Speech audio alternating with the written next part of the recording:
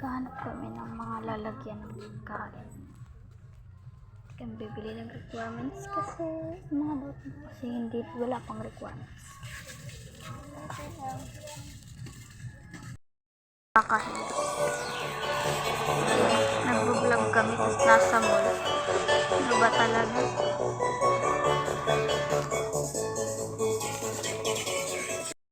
Kami tanga dito. Buntot ang buntot sa nanay. Hanap kami ng papel ngayon. Ayan guys, ang ganda tong white na to.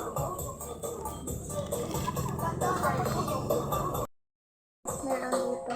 Apat na ito. Nagustuhan ko guys.